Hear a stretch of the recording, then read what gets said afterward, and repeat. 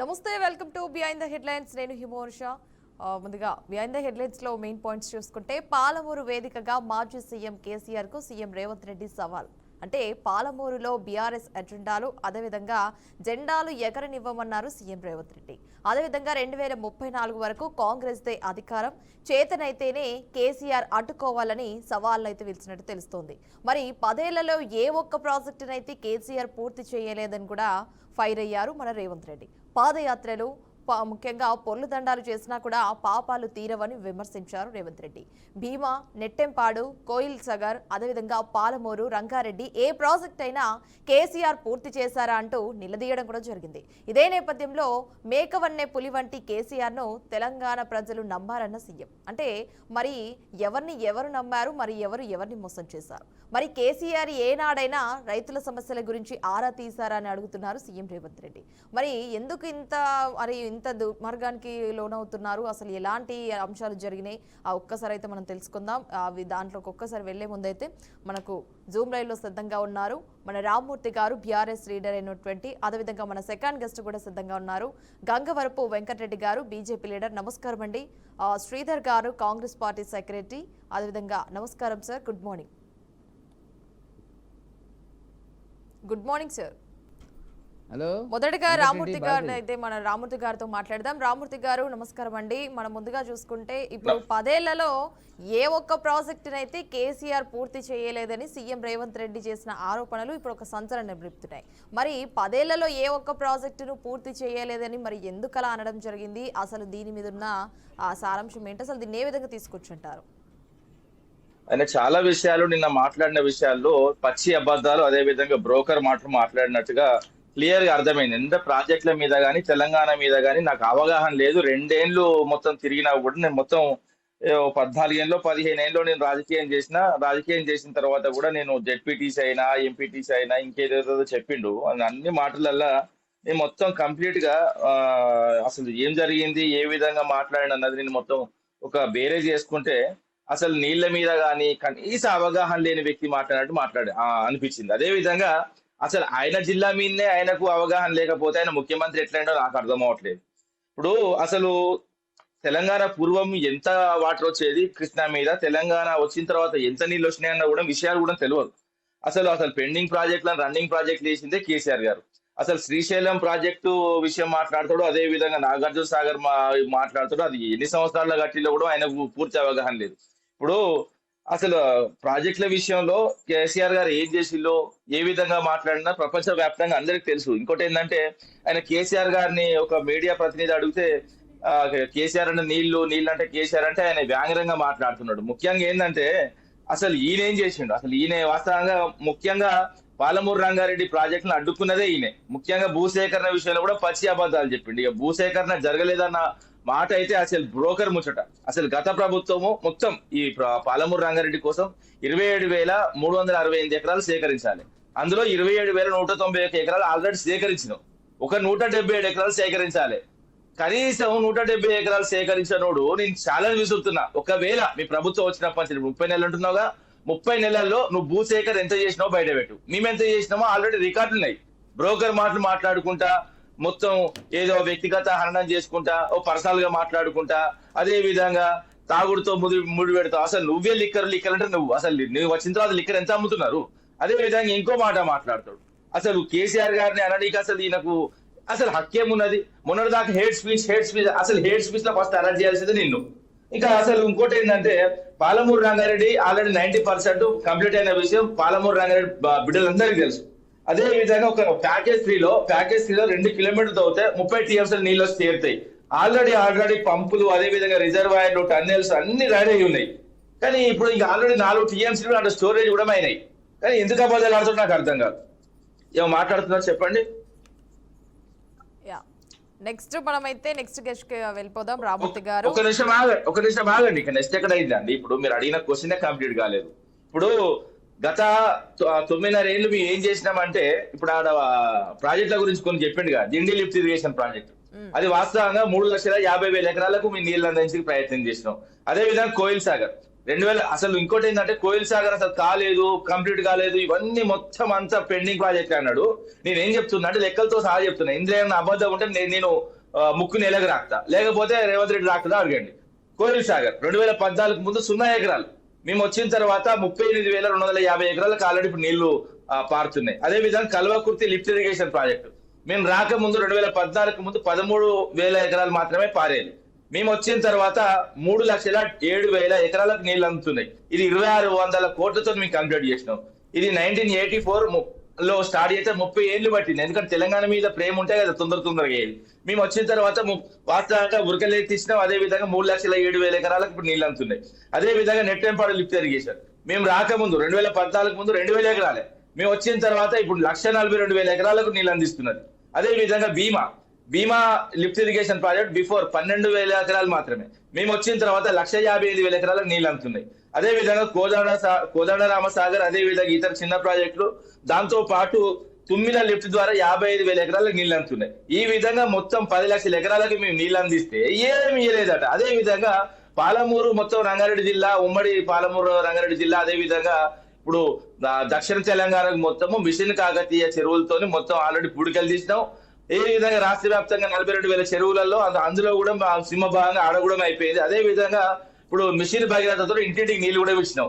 సాగునీరు తాగునీరు మేమిస్తే ఏమి ఇయ్యలేదు, ఏమి సుక్క నీళ్ళు ఇయ్యలేదంటే అసలు నువ్వేమిచ్చినావు తెలంగాణకు? అసలు నువ్వు ఇప్పుడు 30 నెలలుగా మీరు ఏం చేసినా అన్నది కూడా ఒక్క మాట చెప్పాడు. అదే విధంగా నీటి వాటాలు, కృష్ణా నదిలో నీటి వాటాల విషయం మాట్లాడితే ఇప్పుడు అసలు ద్రోహం చేసిందే మీరు. అసలు ఇంకోటి ఏంటంటే అరేంజ్మెంట్ కు అగ్రిమెంట్ కు తేడా తెలియని ముఖ్యమంత్రి ఉండడం దరిద్రం. ఎందుకంటే చదువు రావాలి. అందుకనే చాలా సందర్భాల్లో చాలా విషయాల్లో మాట్లాడుకుంటే చదువు రాని ముఖ్యమంత్రి ఉండడం మన దరిద్రం అని కూడా చెప్తున్నా. ఎందుకంటే ఇప్పుడు అసలు మీటింగ్లు ఎప్పుడు జరిగినాయి, ఆ మీటింగ్ లో జరిగిన మినిట్స్ ఏంది, అవన్నీ చదివి వినిపిస్తా. ఉత్తమ చెట్టు కూడా కాదు, ఏదో ఈయన వచ్చి ఏమో ఎలుగబెట్టినట్టు. అసలు ఇంకోటి ఏంటంటే 2015లో అంతర్రాష్ట్ర జల వివాదాలకు సంబంధించి మీటింగ్ జరిగింది. ఆ మీటింగ్ లో విద్యాసాగర్ రావు కంటే మేధావైతే కాదుగా ఈ రేవంత్ రెడ్డి, విద్యాసాగర్ రావు కంటే మేధావులు కాదుగా ఇప్పుడు వీళ్ళున్న ఈ మంత్రివర్గం. ఇప్పుడు ఆయన వాడు కాలు ఉప్పుకుంటూ మాట్లాడుతాడు, వాడు చెవులు ఉప్పుకుంటూ మాట్లాడతాడు. అసలు వారికి ఏందో తెలియదు, అసలు నీళ్ల విషయం తెలియదు. తెలంగాణకు అనాదిగా కన్నీళ్లు వంచిందే తెలిసిన ఈ కాంగ్రెస్ పార్టీ ఏం చేసినాం అంటే ఒక్కటి చెప్తున్నా. ఇప్పుడు గోదావరి మీద కానీ కృష్ణా మీద కానీ మీరు చేసింది ఏంది? అసలు ఇంకోటి ఏంటంటే ఒక 100 టీఎంసీలు వాస్తవంగా మనకు 299 టీఎంసీలు కృష్ణా మీద రావాలి. కానీ కాంగ్రెస్ పాలన ఉన్నప్పుడు గతంలో 100 టీఎంసీలు మాత్రమే తోడుకున్నది. ఇప్పుడు వాస్తవంగా 25% తోడుకోవాల్సిన ఆ నీళ్లను కూడా 25% పడిపోయింది. మేమున్నప్పుడు ఎప్పుడు కూడా 25%కి కిందికి అసలు ఎన్నోటి పడిపోయి 30% తోడుకున్న పరిస్థితులు ఉన్నాయి. అదే విధంగా గోదావరి మీద 968 టీఎంసీలకు గాను ఆడ 80 టీఎంసీ ఎస్ఆర్ఎస్పీ గురించి చెప్తాడు. ఎస్ఆర్ఎస్పీ అప్పుడు అసలు ఎస్ఆర్ఎస్పీ కెపాసిటీ ఎంత? నేను మళ్ళా కొడుతాను. ఎస్ఆర్ఎస్పీ కెపాసిటీ 80 టీఎంసీలు. ఒకటే లాస్ట్ మాట, 80 టీఎంసీలు గోదావరి మీద ఎస్ఆర్ఎస్పీది 80 టీఎంసీలు. మనకు రావాల్సింది ఎంత? 968 టీఎంసీలు. 968 టీఎంసీలు 80 టీఎంసీలు మన ముఖం మీద కొట్టి ఇక గట్యం అంటే వాస్తవంగా 600 కిలోమీటర్ల గోదావరి ప్రవాహంలో ఒకే ఒక్క ప్రాజెక్టు కట్టే కాంగ్రెస్ దుర్మార్గులు రావాల్సి 968 టీఎంసీలను ఎందుకు చెప్పాడు మన ముఖ్యమంత్రి? మేము కట్టలేదని చెప్పాడు. మేము వచ్చిన తర్వాత ఎస్ఆర్ఎస్పీ తర్వాత సదర్మట్ తర్వాత ఎల్లంపల్లి తర్వాత సుందిల్లా తర్వాత అన్నారం తర్వాత మేడిగడ్డ తర్వాత సమ్మక్క సాగర్ తర్వాత సీతమ్మ సాగర్. మేము వచ్చిన తర్వాత కేసీఆర్ 400 నుంచి 500 టీఎంసీ అక్కడ ఎత్తిపోసుకుంటున్నాం. ఆల్రెడీ కాళేశ్వరంతో 20 లక్షల ఎకరాలకు నీళ్లు అందిస్తున్న విషయం కూడా ఆడకూడదని తెలుసు. అదే విధంగా మిషన్ కాకతీయతో, అదే విధంగా ఏదైతే మన కృష్ణా నది మీద వాస్తవంగా 100 టీఎంసీలు ఇచ్చింది వీళ్ళు ఉమ్మడి పాలనలో. మేము వచ్చిన తర్వాత దాదాపు 299 టీఎంసీలు మేము లాక్కున్నాం. అదే విధంగా ఇప్పుడు దాంతో పాటు ఇప్పుడు రాష్ట్ర వ్యాప్తంగా ఈ దేశ పార్లమెంట్ లోనే గత 9.5 ఏళ్ళు ఎన్ని నీళ్లు ఇచ్చిందంటే కొత్త ఎకరాల కంటే 98 లక్షల ఎకరాల నీళ్లు ఇచ్చిందని చెప్పి. అదే విధంగా 2015 మీటింగ్ అయిన విషయంలో మినిట్స్ కూడా 7వ పేజ్ చదివి వినిపిస్తా. అందుకని చదువుకోవాలి, జ్ఞానం ఉండాలని చెప్తున్నా. Therefore, project related issues were discussed the following working agreements. ఇవి మళ్ళీ కూడా చదవాలి. అగ్రిమెంట్ అంటే ఏంటిదని? Agreements for the water year 2015-16 were only agreed temporary measures. మళ్ళీ క్లియర్ గా చెప్పడం జరిగింది. ఇది టెంపరీ మెజర్స్ 2015-16 వాటర్ ఇయర్ మాత్రమే మేము అయితే గతం. ఎందుకంటే మనకు ఈ వాటాలు ఇక తేల్చవలసి ఉన్నాయి. ఇప్పుడు సెక్షన్ 3 కోసం సుదీర్ఘం కొట్లాడినాం. అదే విధంగా 50-50 వాటా కోసం గౌరవ కేసీఆర్ గారు 28 లెటర్ రాయడం జరిగింది కేంద్ర ప్రభుత్వానికి. అదే విధంగా బేసిన్ విస్తీర్ణం ప్రకారం 69% మనకు కావాలి. ఎందుకంటే కృష్ణా నది పారేది 68%. అదే విధంగా తెలంగాణలో 32 ఇప్పుడు వాస్తవంగా ఏంటంటే ఆంధ్రప్రదేశ్ లో వాస్తవంగా చెప్పాలంటే 32%, అదే విధంగా తెలంగాణలో 68%. నీటి వాటా వాస్తవం 2013లో అయితే వీళ్ళు టెంపరీ మెజర్స్ మీద మనకి ఇచ్చిళ్ళు, ఎందుకంటే KWDT 2ది మనకి ఎందుకంటే మనకు రావాల్సి ఉందో దానికోసం, ఎందుకంటే సుదీర్ఘంగా కొట్లాడి 25 లెటర్లు రాసినాం. అదే విధంగా చాలా విషయాలు సెక్షన్ 3 గురించి వాస్తవంగా ఎవరు తెలియదండి. సెక్షన్ 3 గురించి సుదీర్ఘంగా కొట్లాడిండు గౌరవ కేసీఆర్ గారు. దాదాపు ఎందుకంటే ఆయన వచ్చిన పద్ధతి 32 లెటర్లు రాసి కనీసం కేంద్రంతో కొట్లాడిన, కేంద్రం పట్టించుకోకపోతే సుప్రీంకోర్టు కూడా పోయినాం. ఆఖరికి సెక్షన్ 3ని కూడా సాధించడం. ఎందుకంటే 2023 అక్టోబర్ 6వ తారీఖు గెజెట్ కూడా కేంద్ర ప్రభుత్వం విడుదల చేయడం, TOR టర్మ్ ఆఫ్ రెఫరెన్స్ కూడా మేము సాధించడం జరిగింది. దానివల్ల ఎందుకంటే ఇప్పుడు 299 TMC ఏదైతే మనకు గత పాలకులు కాంగ్రెస్ పాలకులు చేయబట్టి నడుస్తున్నదో దాన్ని ఛేదించడం ఇప్పుడు దగ్గర పడ్డది. అదే విధంగా సెక్షన్ 3 వాదనలు కూడా మేము వినిపించినాం, ఇప్పుడు కూడా దగ్గరికి వచ్చినాయి. ఆ దగ్గరికి వచ్చిన తర్వాత ఇప్పుడు వాటాలు చేస్తే 763 TMCలు మనకు కృష్ణా నది మీద వస్తాయి కూడా, ఎందుకంటే ఖచ్చితంగా వస్తాయి. ఇప్పుడు ఎందుకంటే సెక్షన్ 3ను కూడా మేము సాధించిన తర్వాత ఇప్పుడు ఏదైతే 763 TMCలు వస్తే కూడా మేమే సాధించినామని చెప్పుకునేంత దుర్మార్గమైన పాలకులు ఉన్నారు. ఇప్పుడు వాస్తవంగా ఏంటంటే పాలమూరు రంగారెడ్డి విషయంలో క్లియర్ గా మాట్లాడుతున్న విషయాలు, రేవంత్ రెడ్డి మాట్లాడిన విషయాలు, ఇప్పుడు నేను ఆయన మాట్లాడిన మాటలు కూడా నేను కొంచెం చివరిగా వినిపిస్తా. ఎందుకంటే భూసేకరణ చేయలేదన్నాడు, దుర్మార్గమైన మాట. అదే విధంగా నేను 17 ఏళ్ళు ఇక్కడే పుట్టినా, ఇక్కడే రాజకీయం చేసిన, జడ్పీటీసీగా, ఎమ్మెల్సీగా, ఎమ్మెల్యేగా, ఎంపీగా చేసిన అంటే నువ్వు ఏం బీకినావని అడుగుతున్నా. ఇన్ని సంవత్సరాలు 17 ఏళ్ళు నువ్వు తీసి తిరిగి ఆ నేల మీద రాజకీయం చేసి, ఆ నేల మీద రాజకీయం చేసిన 17 ఏళ్ళని రాజకీయ అనుభవంలో ఒక చుక్క నీరు అందించినవా? మేము చెప్తున్నా కదా, 10 లక్షల ఎకరాలు నీళ్ళు అందించినాం. అదే విధంగా మిషన్ కాకతీయ, మిషన్ భగీరథతోని ఆ నీళ్ళని నడిపినాం. అదే విధంగా వాస్తవంగా మొత్తం తెలంగాణ యావత్తు, తెలంగాణ ఉత్తర తెలంగాణ, దక్షిణ తెలంగాణ మొత్తం కలిపితే 9 లక్షల ఎకరాలకు నీళ్లు అందించినావు. నువ్వేం చేసినావు? అదే విధంగా చాలా చాలా దుర్మార్గమైన మాటలు మాట్లాడుకుంటా ఇంకా కేసీఆర్ గారిని మాట్లాడతాడు. అసలు కేసీఆర్ గారు ఏంటిదన్న తెలంగాణ ప్రజలకు తెలియదా అండి? ఇంకా చాలా ఇప్పుడు ఏదైనా విమర్శ చేస్తే దానికి వాస్తవంగా మేము కూడా తిరిగి విమర్శలు చేయాల్సిన పని ఉంటది. ఇప్పుడు నిన్న మాట్లాడిన మాట అంటే ఇప్పుడు రద్దయిన 1000 రూపాయల నోటుతో పోల్తాడు రేవంత్ రెడ్డి కేసీఆర్ గారిని. నేనేమంటున్నా, కేసీఆర్ గారు రద్దయిన నోటు కాదు. వాస్తవంగా చెప్పాలంటే ఆయన నిరంతరం చెలామణిలో ఉన్న నోటు. నువ్వు దొంగ నోటు. నిన్ననే చెప్తున్నా, నువ్వు వాస్తవంగా చెలామణిలో ఉన్న దొంగ నోటు. ప్రజలు దాన్ని గమనించిళ్ళు. నువ్వు ఎక్కడ పోయినా ఇప్పుడు వాస్తవంగా నిన్న మీటింగ్ చూసిన, నిన్న మీటింగ్ లో బహిరంగ సభలో కూడా మొత్తం మహిళా సంఘాలతో నింపేసిళ్ళు. వాళ్ళు రాకపోతే వాళ్ళకి పైనట. అదే విధంగా వాళ్ళని మహిళా సంఘాలను అడ్డం పెట్టుకొని రాజకీయాలు చేస్తున్నావు. నువ్వు ఖచ్చితంగా మహిళలతోనే చెప్పు దెబ్బలు పాలవుతావు. అదే విధంగా నేను ఏలకు నువ్వు చేసిన అన్యాయం అంతే. ఎందుకంటే వీడియోలు కూడా వస్తున్నాయి. గతంలో టీడీపీలో ఉన్నప్పుడు అక్కడ ఉన్న తెలంగాణ బాధలు మాట్లాడుతుంటే, ఎందుకంటే కృష్ణా వాటర్ గురించి మాట్లాడుతూ మైకు గుంజుకొని వాళ్ళ మీద దాడి చేసి ప్రయత్నం చేసినాడు. అదే విధంగా పాలమూరు రంగారెడ్డి భూసేకరణ కూడా అక్కడ ఉన్న రైతులతోని అడ్డం పడి కేసులు, అదే విధంగా వాళ్ళని కోర్టుకు పంపించిన దుర్మార్గుడి రేవంత్ రెడ్డి మళ్ళీ ఈ రోజు వచ్చి నేను ఏదో చేస్తా అంటే తెలంగాణ నెల నమ్మదు. నువ్వు ద్రోహివి, తెలంగాణ ద్రోహివి. ఉద్యమకారుల మీద గందెక్కి పెట్టినాడు. అదే విధంగా తెలంగాణకు నీరు రాకుండా కన్నీళ్లు వంచినోడు నువ్వు, నీ గురువు. రైట్. రామూర్తి గారు, మరి పాలమూరులో అసలు బీఆర్ఎస్ జెండాలు ఎగరనివ్వమన్నారు మరి సీఎం రేవంత్ రెడ్డి. అసలు దీన్ని రాజకీయ పరంగా ఎలా తీసుకోవాలంటారు? మరి ఒక ముఖ్యమంత్రి రాజకీయ సభలో అది బహిరంగ సభనా లేకపోతే అధికారిక సభనా కూడా అర్థం కాదు ఈయనకు. ఎందుకంటే అధికారులు ఉంటారు, అది ఉంటారు, ఇది ఉంటారు, రాజకీయాలు మాట్లాడొద్దన్న కూడా తెలియదు. ముఖ్యంగా ఏంటంటే ఆయన కూడా జెండా ఎగరనీకి పోనీకి ఆయన జెండానే మొత్తం 3 రాష్ట్రాల్లో మిగిలి ఉండదు. హిమాచల్ ప్రదేశ్, అదే విధంగా కర్ణాటక, అదే విధంగా తెలంగాణ. మొన్న కేరళలో కూడా వాస్తవంగా అది కూటమే. దాన్ని లెక్క వేసుకోవాల్సిన అవసరం లేదు. డైరెక్ట్ మాత్రమే 3 రాష్ట్రాలు ఉన్నారు. ఈ 3 రాష్ట్రాల 3 అక్షరాల పార్టీ, 3 రంగుల పార్టీ వాస్తవంగా 3 రాష్ట్రాలే మిగిలి ఉన్నది. ఎవరి జెండా ఎగరకుండా పోతుంది దేశంలో అన్నది కూడా అర్థం చేసుకోవాలి. ఇప్పుడు వాళ్ళు 21 రాష్ట్రాల్లో ఆల్రెడీ బీజేపీ వాళ్ళు వచ్చిళ్ళు. అది నార్త్ లో మొత్తం వాళ్ళే ఉన్నారు. అంటే దక్షిణ భారతదేశంలో వాళ్ళకి అంత సీన్ కూడా లేదు. ఎందుకంటే అంతకుముందు కర్ణాటక ఎలక్షన్స్ వేళ అక్కడ బంగపాట ఎదురైంది. అదే విధంగా కేరళలో 3 సీట్లు వచ్చినాయి. అదే విధంగా మొన్న జరిగిన తమిళనాడు ఎలక్షన్స్ లో కూడా 1 సీట్ వచ్చింది. ఇక్కడ ఏదో రాజకీయంగా ఇప్పుడు రేవంత్ రెడ్డిని పట్టుకుని ఆడుతున్నారు. కానీ మొన్న కూడా చెప్పినా అది ఎన్సీఆర్ ప్రభుత్వం రాష్ట్రం ఉన్నది, మోడీ చంద్రబాబు రేవంత్ రెడ్డి ప్రభుత్వం. కాబట్టి ఖచ్చితంగా ప్రజలు గుర్తించిండు ఎవరిని ఎక్కడ పెట్టాలో ఆనే పెడతారు. దక్షిణ భారతదేశం మీద రాజకీయం చేయాలనుకున్న ఇరు పార్టీలు ఎందుకంటే 12 ఏళ్ల పాలన వీళ్ళు కేంద్రంలో ఉన్న వీళ్ళు కానీ తెలంగాణకి ఇచ్చింది ఏం లేదు, జాతీయ హోదా ఇచ్చింది ఏం లేదు. పాలమూరు రంగారెడ్డి ప్రాజెక్టుకు జాతీయ హోదా ఇస్తా అన్న వాస్తవానికి సుష్మా స్వరాజ్ మాటల్ని కూడా, చనిపోయిన వాళ్ళ మాటలు కూడా నిలబెట్టుకోలేదు. అదే విధంగా కాళేశ్వరాన్ని మొత్తం మేమే చేపడతామన్న అంశాలు కూడా బీజేపీ గతంలో కూడా చెప్పింది, కనీసం ₹1 లేదని పార్లమెంట్ లో ఒప్పుకున్నారు. ముఖ్యంగా ఏంటంటే పార్లమెంట్ సాక్షి గాని దేశ ప్రజల సాక్షి గాని ప్రపంచంలో అతి పెద్ద లిఫ్ట్ ఇరిగేషన్ ప్రాజెక్ట్ కట్టిన చరిత్ర మాది. ముఖ్యంగా 9 లక్షల ఎకరాలకు నీళ్లు అందించిన చరిత్ర మాది. అదే విధంగా తెలంగాణ గొంతులు నడిపినాం. అదే విధంగా మిషన్ భగీరథ కార్యక్రమం అయితే భూమి చుట్టుకొలత 45,000 కిలోమీటర్లు ఉంటుందండి. మళ్ళీ కూడా చెప్తున్నా, భూమధ్య రేఖ నుంచి వెళ్ళి భూమి చుట్టుకొలత 45,000 కిలోమీటర్లు. గౌరవ్ కేసీఆర్ గారు చేసిన పైప్ లైన్ పొడవు, మిషన్ భగీరథ పొడవు 1,45,000 కిలోమీటర్లు. అంటే భూమికి 3 చుట్లు మేము వేసినాం. ఇక మేము ఏం చేయలేదంటే ఇక ఇంత దుర్మార్గం ఇంకేముండదు. ముఖ్యంగా ఏంటంటే నీళ్లతోని మాట్లాడేటప్పుడు, వాస్తవంగా నీళ్ల విషయాలు మాట్లాడినప్పుడు పూర్తి సబ్జెక్ట్ తీసుకొని రావాలి. అంతే తప్ప కానీ ఏది పడితే అది మాట్లాడి నేను అది చేసినా ఇది చేసినా ఉత్తమ్ కుమార్ మాట్లాడుతాడు. ఇక ఉత్తమ్ అయితే మొత్తం సాగునీటి ప్రాజెక్టు మీద 1,81,000 కోట్లు ఖర్చు పెట్టినామంటే ఖర్చు పెట్టినావు, నీళ్ళు అందించినావు, నువ్వేం చేసినావు. అదే విధంగా చెప్పండి, లాస్ట్ అండి జూరాల్ చెప్పండి. రైట్, నేను మీతో మళ్ళీ డిస్కస్ చేస్తాను సార్. మనం నెక్స్ట్ గెస్ట్ కి అయితే వెళ్ళిపోదాం. వెంకట్ గారికి అయితే వెళ్ళిపోదాం.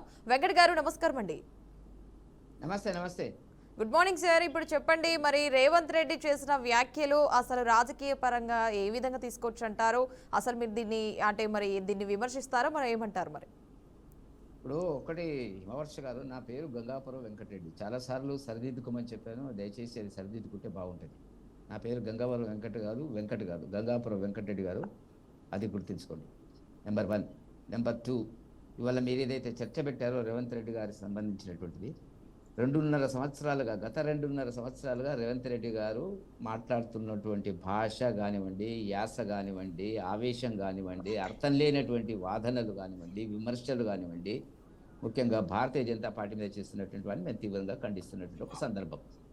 ఏ ప్రభుత్వమైనా చట్టబద్ధంగా ప్రజల ఆమోదంతో ప్రజాస్వామ్యబద్ధంగా ఎన్నికైన తర్వాత చేయవలసినటువంటి మొట్టమొదటి పని, చివరి పని, ప్రజల యొక్క అవసరాలు, అభివృద్ధి ఏం కావాలి, ఏం చెప్పాము వాళ్ళ మేనిఫెస్టో, 42 పేజీల మేనిఫెస్టో నా దగ్గర ఉంది. 42 పేజీలు ఇది. ఈ 42 పేజీల మేనిఫెస్టోలో వాళ్ళు చెప్పింది ఏంది, చేసింది ఏంది, చేయంది ఏంది, ఎందుకు చేయలేదు అనేటువంటి చెప్పుకుంటే బాగుంటుంది తప్ప ఒక అసమర్థ పాలన, గతంలో 9.5 సంవత్సరాలుగా కేసీఆర్ గారి అవినీతి పాలన, కుటుంబ పాలన, ఆధిపత్య పాలన, అణిచివేత పాలన, ఉద్యమకారులకు ఇవ్వనటువంటి గౌరవం ఇవ్వనటువంటి కేసీఆర్ పాలన కొనసాగు. ఎందుకంటే ఎట్లాగో ఇతను ఉద్యమంలో లేడు, రేవంత్ రెడ్డి గారు ఉద్యమంలో లేడు కాబట్టి అంతకంటే ఎక్కువ మాట్లాడే పరిస్థితి ఇతనికి లేదు. ఉద్యమకాలంలో ఒకసారి తుపాకీ పట్టుకుని బయటకు వచ్చినటువంటి పరిస్థితి. కాబట్టి ఉద్యమంలో ఉన్నటువంటి కేసీఆర్ చేసింది ఏమిటి, ఏం జరిగింది? ఇప్పుడు వీళ్ళు మాట్లాడుతున్నారు, వాళ్ళు మాట్లాడుతున్నారు. 9.5 సంవత్సరాల పాలన అవినీతి పాలన అనేటువంటిది కాంగ్రెస్ వాళ్ళు మాట్లాడుతున్నారు. కాంగ్రెస్ అధికారంలో ఉన్నది 2.5 సంవత్సరాలు కాబట్టి వాటిని నమ్మాలి, ఎందుకంటే అధికారపూర్వకంగానే అవినీతి ఉంది అని చెప్తున్నారు. మరి వాళ్ళు మాట్లాడుతున్నటువంటిది వీళ్ళ అవినీతి గురించి మాట్లాడుతున్నారు. ఇక్కడ మనకు కనపడ్డది ఏంటంటే ఒకవైపున కాంగ్రెస్, మరొక వైపున బీఆర్ఎస్ పార్టీ, రెండు కూడా అవినీతి కేంద్రంగా, కుటుంబ కేంద్రంగా, అది జాతీయ కుటుంబ పాలన, ఇది ప్రాంతీయ కుటుంబ పాలన. అది నెహ్రూ దగ్గర నుంచి, ఇందిరాగాంధీ దగ్గర నుంచి వచ్చినటువంటి కుటుంబ పాలన, ఇది కేసీఆర్ గారి దగ్గర నుంచి ఉండేటువంటి, అది ఇద్దరే మాట్లాడతారు, భావబంధులు మాట్లాడతారు. కూతురు బయటకు వచ్చింది. కవిత గారి వాళ్ళు ఏం మాట్లాడుతున్నారు, కవిత గారు చేస్తున్నటువంటి విమర్శలు ఏంది, ఆ విమర్శలకు ఎవరు సమాధానం చెప్పాలా, ఆ విమర్శల యొక్క సారాంశం ఏమిటి, ఇంతకాలం భారతీయ జనతా పార్టీ విమర్శలు చేస్తే కావాలని చేస్తున్నారు అనేటువంటిది మా మీద నింద వేయం జరిగినటువంటిది. ఇవాళ సొంతంగా కూతురు, ఒకవైపున బావమరుదులు, తండ్రి కూతుర్లు, ఇంకా రకరకాల వ్యక్తుల యొక్క విమర్శలు దాంట్లో కనపడుతున్నటువంటిది. కాబట్టి ఇవాళ బీఆర్ఎస్ పార్టీని ప్రజలు నమ్మేటువంటి పరిస్థితి లేదు. ఎన్నికల గుర్తు మీద గెలిచినటువంటి, అక్కడి నుంచి అసెంబ్లీ దగ్గర నుంచి, పార్లమెంట్ దగ్గర నుంచి, ఎమ్మెల్సీ ఎన్నికల దగ్గర నుంచి, మున్సిపల్ కార్పొరేషన్కు సంబంధించిన ఎన్నికల లోపల భారతీయ జనతా పార్టీ గతంలో కంటే అనేక సీట్లు మేము అన్ని గెలిచినామని మేము చెప్పడం లేదు. ఏ పార్టీ అయినా ఎక్కడ పోల్చుకుంటుంది హిమవర్ష గారు? గతంలో మనకున్న ఆరోగ్యం, గతంలో మన ఆరోగ్యం ఏంది 2 సంవత్సరాల క్రితం, ఇప్పుడున్న ఆరోగ్య పరిస్థితి ఏంది అనేది కంపేర్ చేస్తాం.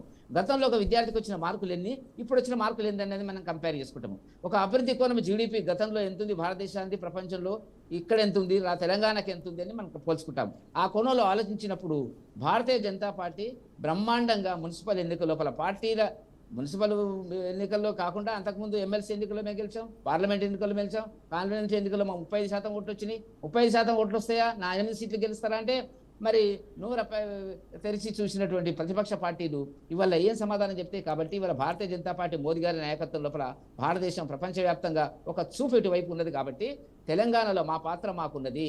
ఇవాళ మేము అడుగుతున్న ప్రశ్న ఏంటంటే రేవంత్ రెడ్డి గారిని, కేసీఆర్ గారి మీద ఉన్నటువంటి పాలన మీద ఉన్నటువంటి అనేక రకాల అవినీతి ఆరోపణలు ఉన్నాయి.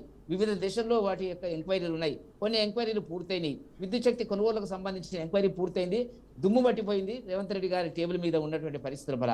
అదేవిధంగా గొర్రెలకు సంబంధించినటువంటి ఫైళ్లలో అవినీతి జరిగింది అనేటువంటిది శ్రీనివాస్ యాదవ్ గారు అప్పుడు మంత్రి ఉన్నప్పుడు ఫైళ్ళన్నీ మాయమైపోయినాయి. ఆఫీసులో నుంచి తీసుకెళ్లినారు, దొంగిలించినారు అనేటువంటి దాని మీద జరిగినటువంటి ఎంక్వైరీ ఏందో చెప్పాలా. నయీంకు సంబంధించినటువంటి కోర్టులు మిషన్లు తెచ్చి లెక్కించినారు కదా కేసీఆర్ జమానాలో. దాని గురించి ఒక్కనాడు ఎందుకు మాట్లాడలేకపోతున్నాడు? దాని ఎంక్వైరీ ఏంది అనేటిది. డ్రగ్స్ కు సంబంధించినటువంటి కేసులు ఒకటి కేసులు ఉన్నాయి. తీవ్రమైనటువంటి ఆరోపణల మీద అనేక మంది పెద్ద మనుషులు దాంట్లో ఇన్వాల్వ్ అయినారు, సెలబ్రిటీలు ఉన్నారు. ఆ కేసు ఏమైందో చెప్పాలా. కాళేశ్వరం గురించి 2 ఏళ్ళు చూసి ఒక అర్ధరాత్రి అసెంబ్లీలో చెప్పి ఏది కేంద్ర ప్రభుత్వానికి అప్పచెప్తున్నాం అనేటువంటిది. దానికి వేసినటువంటి కమిషన్ జస్టిస్ ఘోష్ కమిషన్కి ఇచ్చినటువంటి టర్మ్స్ ఆఫ్ రెఫరెన్స్ ఏం చెప్పినారు మీరు? ఒక 2-3 అంటే 15-20 వేల కోట్ల రూపాయలకు సంబంధించినటువంటి మేడిగడ్డ, అన్నారం వీటి చుట్టూ తిప్పి మిగతాదంతా వదిలేసినారు. మొత్తం ఒక ఎంక్వైరీ అవినీతి జరిగింది అనేటువంటిది మీరే చెప్తున్నారు. ఆ అవినీతి కూడేశ్వరమా కాళేశ్వరమా అని చెప్పి మీరే చెప్తున్నారు. జరిగినటువంటి ఘోష్ కమిషన్ మీరు పక్కదారి బట్టి ఇచ్చేటువంటి పద్ధతి లోపల, కేసీఆర్ గారికి మేలు చేసేటువంటి పద్ధతి లోపల ఒక ప్రచారం కోసం దాన్ని వాడుకున్నారు. అవగాహన మీకు ఏముంది అనేటువంటిది వాళ్ళు చెప్పవలసినటువంటి అవసరం ఉంది.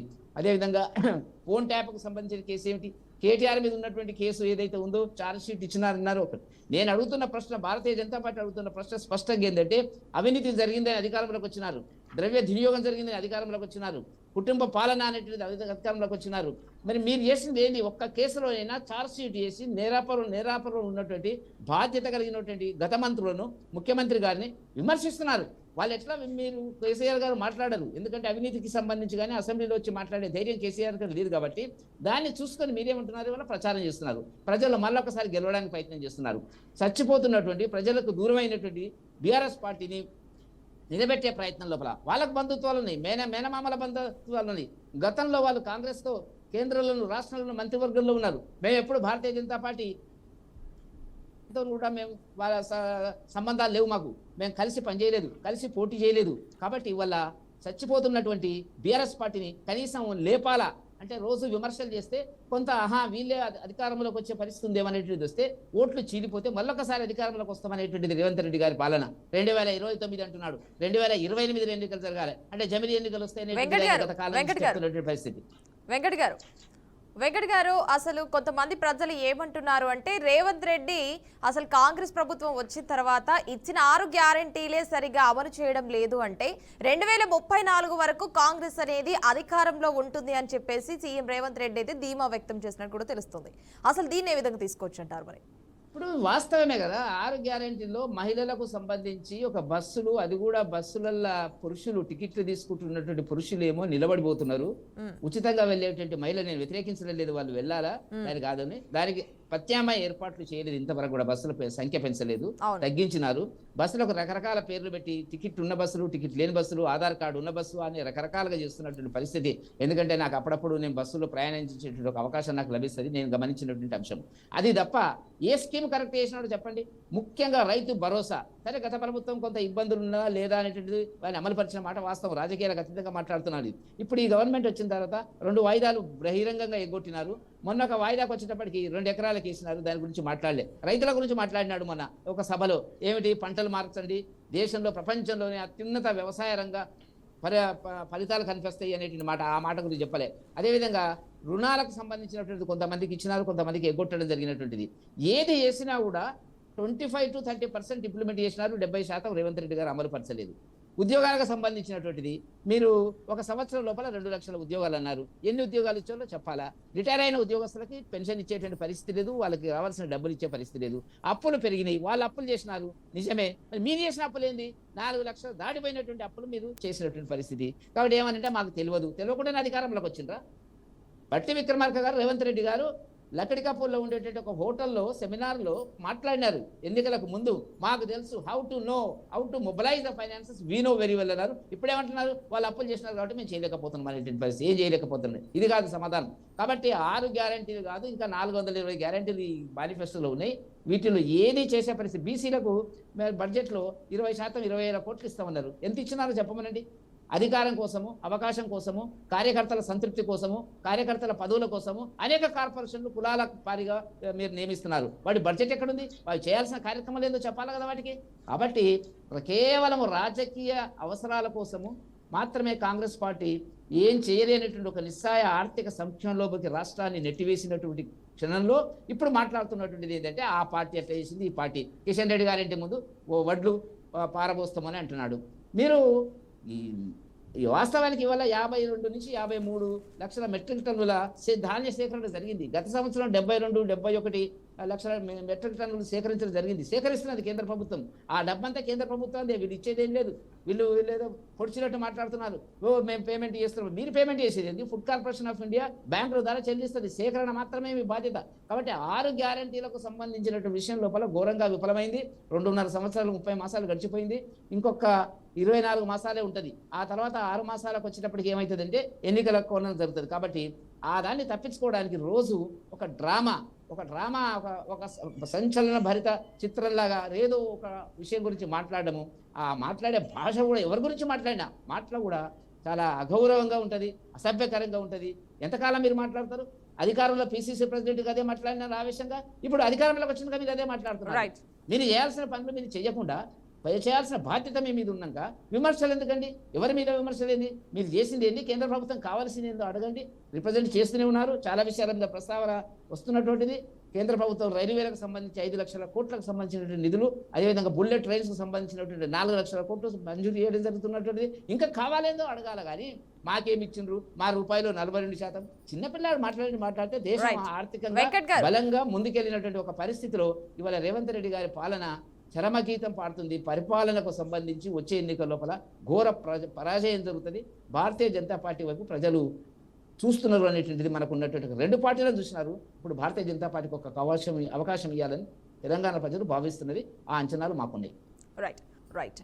ఇక సీఎం రేవంత్ రెడ్డి గనక చేసిన వ్యాఖ్యలు, తను చేసిన విమర్శలు, ముఖ్యంగా అసలు 2034 వరకు కాంగ్రెస్ అనేది అధికారంలో ఉంటుంది అని ధీమా వ్యక్తం చేయడం కూడా జరిగింది. అసలు ఎందుకు ఎలాంటి విమర్శలు చేయడం జరిగింది, అదేవిధంగా కొన్ని ఇంపార్టెంట్ టాపిక్స్ కూడా మాట్లాడడం జరిగింది. మనకు ఇందాక కూడా మనం మాట్లాడినట్టు రామ్మూర్తి గారు, అదేవిధంగా వెంకట్ గారు కూడా మాట్లాడడం జరిగింది. మన నెక్స్ట్ గెస్ట్ కూడా వెళ్ళిపోదాం. శ్రీధర్ గారితో మాట్లాడదాం. శ్రీధర్ గారు నమస్కారం అండి. Good morning madam. మా తెలంగాణ ముద్దు బిడ్డలు. శ్రీధర్ గారు వినిపిస్తుందా నా వాయిస్? వినిపిస్తుందండి. మీ వాయిస్ వినిపించట్లేదు. రైట్, ఓకే వినిపిస్తుంది. శ్రీధర్ గారు, తెలంగాణ ముద్దు బిడ్డలు రామ్మూర్తి గారికి, అలాగే పెద్దలు వెంకటరెడ్డి గారికి నా హృదయపూర్వక నమస్కారాలండి. యాక్చువల్గా ఈరోజు మనం ఒక కాంగ్రెస్ పార్టీ, ఒక భారతీయ జనతా పార్టీ, ఒక బీఆర్ఎస్ పార్టీ అని లేకుండా చిన్నగా చూసుకుంటే 10 సంవత్సరాల పాటు బీఆర్ఎస్ పరిపాలనని కాదు, మాకు కేసీఆర్ పరిపాలన వద్దు అనే ఉద్దేశంతో తెలంగాణ ప్రజలు కాంగ్రెస్ పార్టీకి పట్టం కట్టారు. దానికి మెయిన్ కారణం ఏంటంటే యాక్చువల్గా మేము ఉద్యమాలు చేసి తర్వాత ఎన్నో బాధలు ఇబ్బందులు పడి, మాది ఇక్కడ అశ్వరాపేట నియోజకవర్గం, ఆంధ్రాకి చాలా దగ్గర బోర్డర్ మాది. అసలు ఏం జరుగుతుంది ఏంటంటే తెలంగాణ పూర్తి కష్టాలు మా ఏరియాకి తెలియవు. ఆ నీళ్లు లేకపోవడం అనేది, తాగునీటి లేకపోవడం, ప్రాజెక్టులు లేకపోవడం, మాకు ఆ బాధలు తెలియవు. మాకు ఇంతకుముందు వాటర్ కానీ, తర్వాత పంటలు పండే విషయంలో కానీ చాలా ముందంజలో ఉంటుంది. ప్లస్ మాకు ఆర్థికంగా కూడా కొంచెం అన్ని ప్రభుత్వాలు మాకు మంచిగానే చేసినాయి. అట్ ది సేమ్ టైం మనకి తెలంగాణ అనేది 1200 మంది తెలంగాణ బిడ్డలు అమరులైతే కానీ తెలంగాణ రాలేదు. తెలంగాణ తీసుకొచ్చింది కేసీఆర్ అయితే తెలంగాణ ఇవ్వటం జరిగింది మాత్రం ఒక కాంగ్రెస్ పార్టీ ప్రభుత్వం వల్ల. అట్ ది సేమ్ టైం మన భారతీయ జనతా పార్టీ సుష్మా స్వరాజ్ గారి వల్ల. నెక్స్ట్ మన కాళేశ్వరం ప్రాజెక్టు నీళ్లు, ఒక చుక్క నీళ్ళు బయట రాకుండానే పిల్లర్ కూలిపోయింది. మెయిన్ బీఆర్ఎస్ పార్టీ పతనం అక్కడే స్టార్ట్ అయింది. అది ఫస్ట్ పాయింట్. నెక్స్ట్ వచ్చేసి బీఆర్ఎస్ ప్రభుత్వంలో ఏ ఎమ్మెల్యే అయినా సరే, ఏ ప్రజాప్రతినిధి అయినా సరే డైరెక్ట్గా వెళ్ళి కేసీఆర్ గారితో మాట్లాడే అవకాశం ఉందా? లేదు. ప్రతి ఒక్క ఎమ్మెల్యే ఈరోజు ఈటెల రాజేందర్ గారితో పాటు పార్టీలో కోదండరాం గారు, సకల జిల్లాల సమ్మె అనేది ప్రతి ఒక్క తెలంగాణ బిడ్డ కూడా మర్చిపోలేని ప్రోగ్రాం అది. కొన్ని నెలల పాటు తిండి ప్రతిదీ కూడా రోడ్ల మీద జరిగినాయి. దానికి మెయిన్ కారణం ఎవరు? కోదండరాం గారు. ఫస్ట్ ఏమో కోదండరాం గారిని హీరో లెక్క చూశారు. నెక్స్ట్ వచ్చేసి వీడు అరచెంచాగాడు, బుడ్డాగాడు అని చెప్పేసి మాట్లాడి ఆయన పక్కన పెట్టేశారు. ఇట్లా ప్రతి ఒక్కరిని వాడుకొని శ్రీధర్ భాయ్ ఇప్పుడు ఇవన్నీ కాదు. కృష్ణా గురించి మాట్లాడు. నేను కృష్ణా దాటలేదు. నేను మళ్ళా చెప్తున్నా, కృష్ణా వాటర్ సమస్య కాదు, కృష్ణా మీద ఉన్న పెండింగ్ ప్రాజెక్టులు కానీ కాదండి. ఇప్పుడు అది కాదు, రాజకీయ వేదిక కాదు ఇది. ఇప్పుడు సరే గతంలో అందరికీ తెలుసు ఎవరు కొట్లాడినావు, ఇంకోటి ఏంటంటే కోదండరామ్ ఇవ్వడు అనేది అందరికీ తెలుసు. అసలు ఇంకోటి ఆయన గురించి చెప్పాల్సిన అవసరం లేదు. ఏ విధంగా ద్రోహం చేసిండు, ఈ రోజు ఏ విధంగా ద్రోహం చేస్తున్నాడు కూడా తెలుసు. ఇప్పుడు ఆయన ఉద్యోగాల కోసం కొట్టాడు, ఈ రోజు అసలు 2 లక్షల ఉద్యోగాలు ఒక్క కూడా మాట్లాడతారు. ఏం మేధావులండి వాళ్ళ మేధావుల తీసిన గుట్టగా దాని గురించి ఎందుకంటే మాట్లాడండి. రేవంత్ రెడ్డి ఏం చేస్తున్నాడు, మీ ప్రభుత్వం ఏం చేసింది గత 30 నెలలు అని చెప్తున్నారు. 30 నెలల మీ ప్రాజెక్టుల మీద ఏం ఖర్చు పెట్టి 22,000 కోట్లు ఖర్చు పెట్టినట్టుగా 22,000 కోట్లు ఎక్కడెక్కడ ఖర్చు పెట్టినా చెప్పు. నేను అంటున్నా ప్రతిదీ కదా, నువ్వు పార్టీ చూస్తున్నావు కదా. 22,000 కోట్లు ఖర్చు పెట్టి ఏ ప్రాజెక్టు కొత్త ప్రాజెక్టు కట్టి దుర్మార్గమైన మాట తప్పకపోతే ఇంకా ప్రజలు ఎందుకు మోసం చేస్తారు, ఇంకా కథలు చెప్పుకుంటే ఎందుకు మీరు సాగదీస్తారు? ఇవన్నీ అవసరం లేదండి. కృష్ణా నీటి వాటా విషయంలో మీరు సాధించింది ఏంటి? అసలు గతంలో 2014 ముందు మీరు పీకింది ఏమున్నది? 2014 ముందు తెలంగాణకి ఇచ్చింది 100 టీఎంసీల మీరు దుర్మార్గంగా మేము వచ్చిన ఆఖరికి మళ్ళీ ఇప్పుడు వస్తే 700 టీఎంసీ లాగా మీరు తీసుకొస్తామని మళ్ళీ చెప్తున్నాం. మీరు ఏం చేస్తారు? ఇది మాత్రమే కానీ నేను 17 ఏళ్ళు రాజకీయం చేసినా, నేను 2 ఏళ్ళలో నాకు ఏం తెలియలేదు, నేను 17 ఏళ్ళు మొత్తం రాజకీయం చేస్తే నాకు ఏది ఎక్కడో తెలియదు, నీకే దాదాపు 2 ఏళ్ళు పట్టింది అంటే నువ్వు పీక నీకున్నావు ముఖ్యమంత్రి దిగిపోక. మళ్ళీ చెప్తున్నా, నువ్వు 34 దాకా 3-4 సీట్లు కూడా నీకు దమ్ముంటే ధైర్యం ఉంటే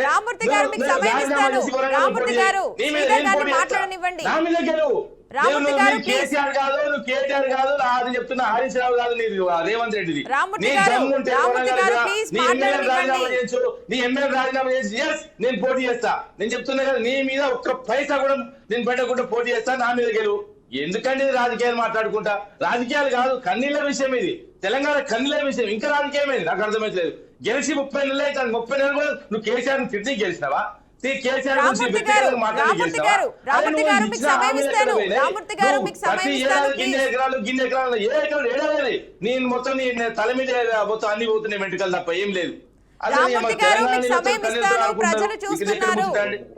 రామూర్తి గారు ప్లీజ్ మీకు సమయం ఇస్తాను.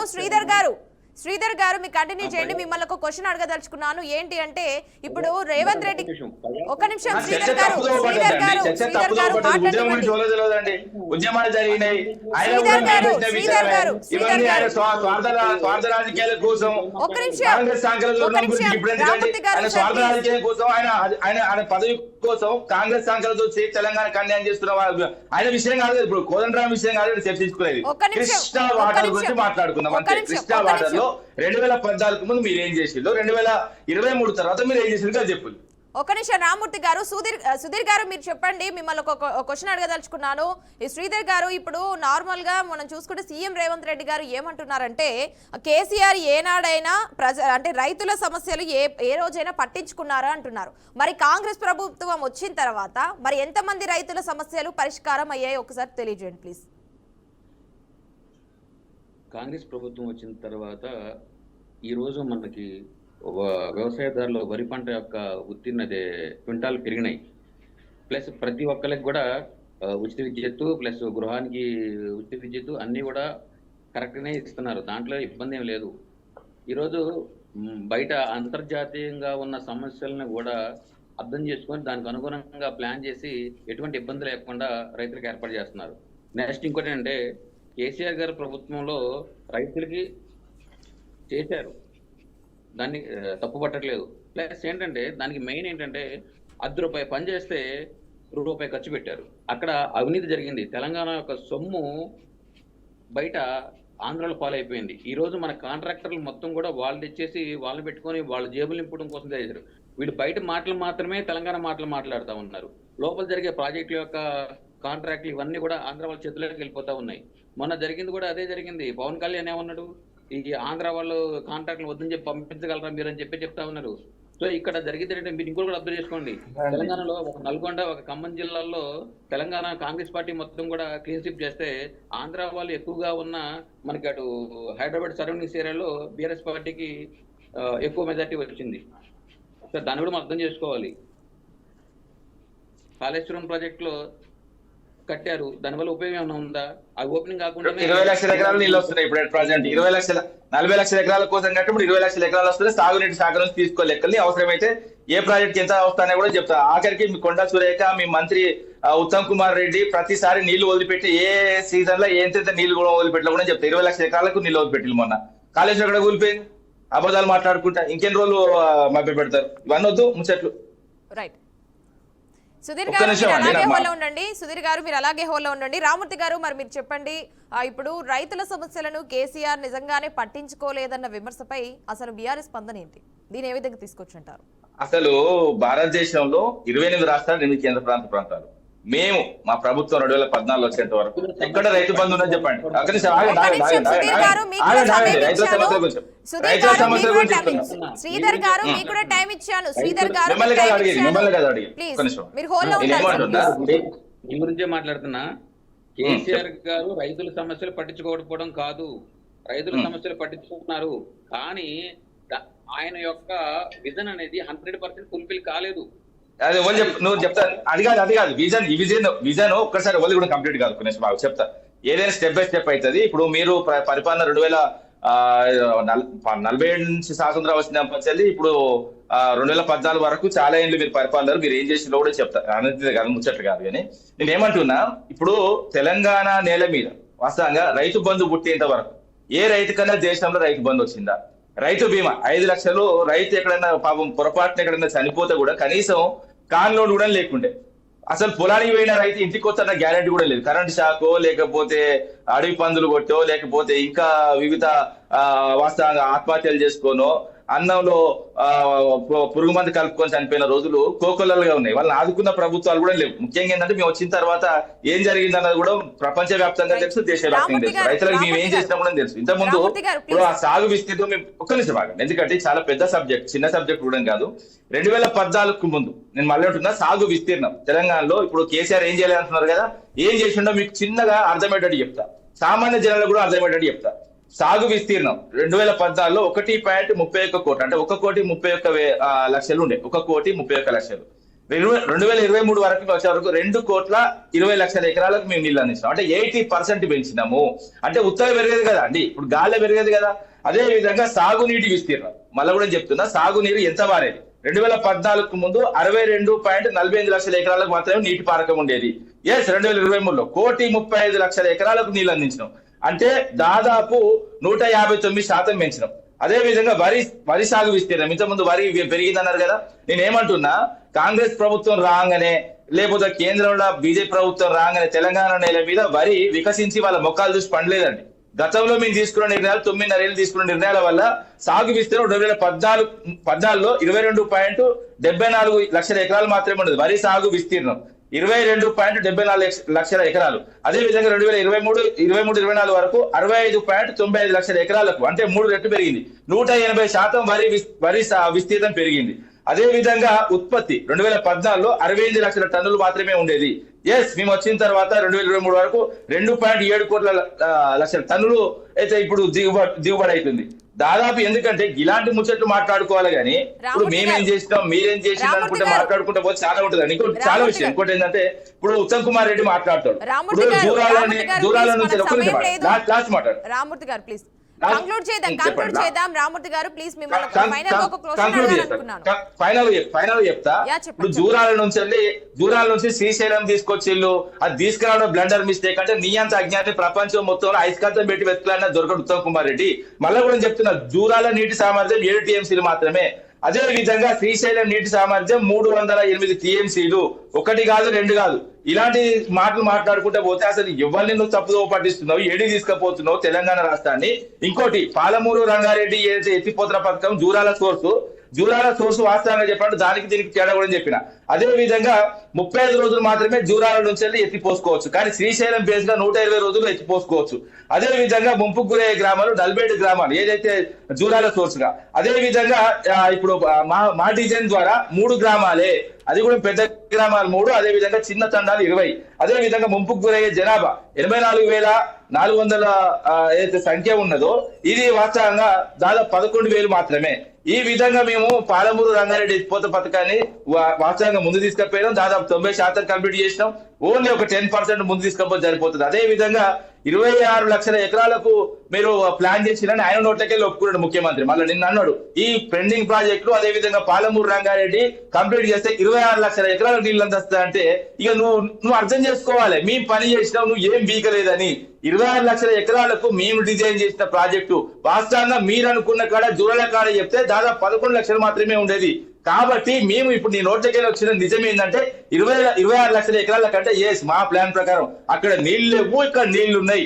అక్కడ 32 రోజులు వస్తాయి, ఇక్కడ దాదాపు 130 రోజులు వస్తాయి. ఇలాంటి ఇప్పుడు ఎందుకంటే ప్లానింగ్ ఉండాలి, ప్రాపర్ గా చదువుకోవాలి, జ్ఞానం పెంచుకోవాలి.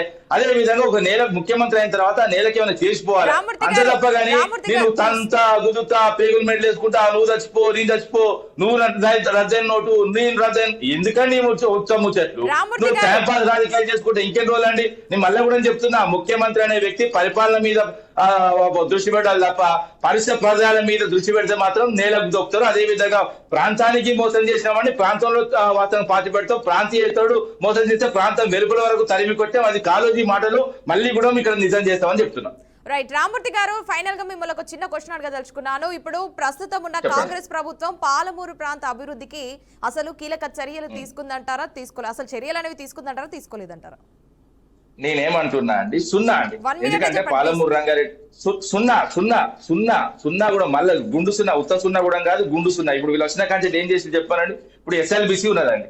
SLBC నేను క్లియర్ చెప్తున్నా, పాలమూరు రంగారెడ్డి విషయంలో కానీ SLBC విషయంలో కానీ పాలమూరు రంగారెడ్డి విషయంలో కట్టడి మట్టి ఎత్తిపోయలేదు. అదే విధంగా అక్కడ ఓన్లీ 3 కిలోమీటర్లు ఫేజ్ 3 లో 3 కిలోమీటర్లు తవ్వుతాయి, ఇంకా 2 నుంచి 3 కిలోమీటర్లు తవ్వుతాయి 30 TMCల నీళ్ళు ఆగుతాయి. దాని విషయంలో వీళ్ళ కనీసం తట్టడి మట్టి ఎత్తిపోయేది. అదే విధంగా SLBC ఒక కరోనా టైంలో తప్ప 2 ఏళ్ళు మేము తవ్వలేదు, దాదాపు 7 ఏళ్ళు తవ్వినాం. 7 ఏళ్ళు తవ్వుతే వాస్తవంగా ఏంటంటే 2014 నుంచి 23 వరకు మేము దాదాపు ఎంత తవ్వినాం అన్నది కూడా చెప్తాం. ఒక 11.48 కిలోమీటర్ అంటే దాదాపు 12 కిలో అంటే 11.5 కిలోమీటర్లు మేము తవ్వినాం 7 ఏళ్లలో. వీళ్ళు వచ్చిన తర్వాత మళ్ళీ కూడా మేము ఎంత ఖర్చు పెట్టాం కూడా చెప్తా. 1358 కోట్లు ఖర్చు పెట్టి 11.5 కిలోమీటర్లు మేము తవ్వినాం.